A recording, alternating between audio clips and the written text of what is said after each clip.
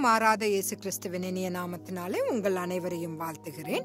இன்று சபையிலிருந்து விலகி இருக்கும் கிறிஸ்தவர்களை குறித்து நாம் காணலாம். பர்னா குழு ஆராய்ச்சியின்படி பல கிறிஸ்தவர்கள் நாங்கள் இயேசு கிறிஸ்துவை நேசிக்கிறோம், ஆனால் அவரது சபையை அல்ல என்று சொல்ல தொடங்கியுள்ளனர். உலகம் முழுவதும் பல கிறிஸ்தவர்கள் உள்ளனர். அவர்கள் தங்கள் நம்பிக்கை, அதாவது விசுவாசம் முக்கியமானது என்று கூறுகிறார்கள்.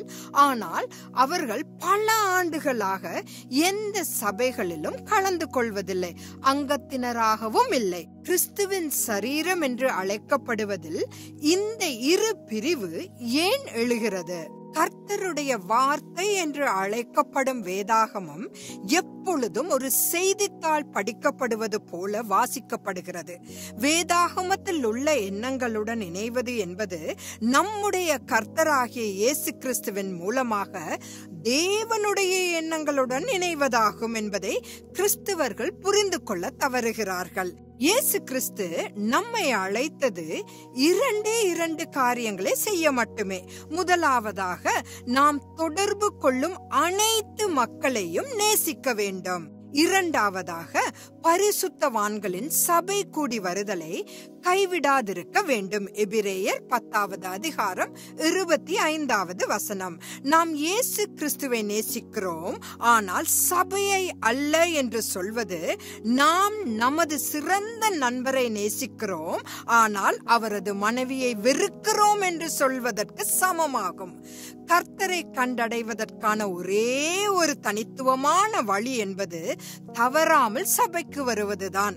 விசுவாசம் என்றால் காணாத தேவன் மீது நம்பிக்கை வைப்பது. நாம் தனியாக உயிர் வாழவோ செழிக்கவோ முடியாது.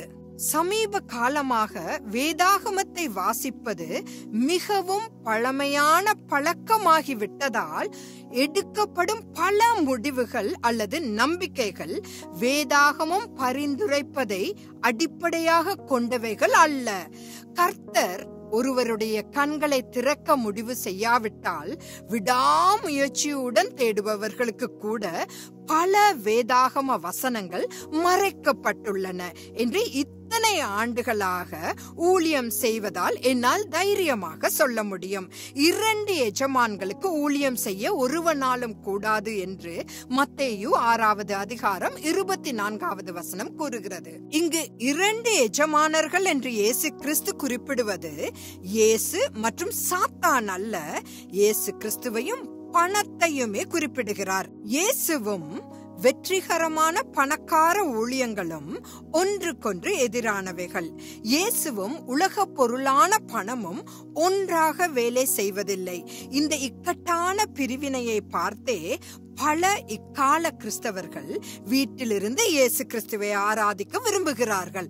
ஆகவே நாம் சபை கூடுதலை ஒருபோதும் விட்டுவிடாது ஒன்று சேர்ந்து சபையாக தேவனை ஆராதிப்போம். தேவ சித்தமாயின் நாளை சந்திப்போம். ஆமென்.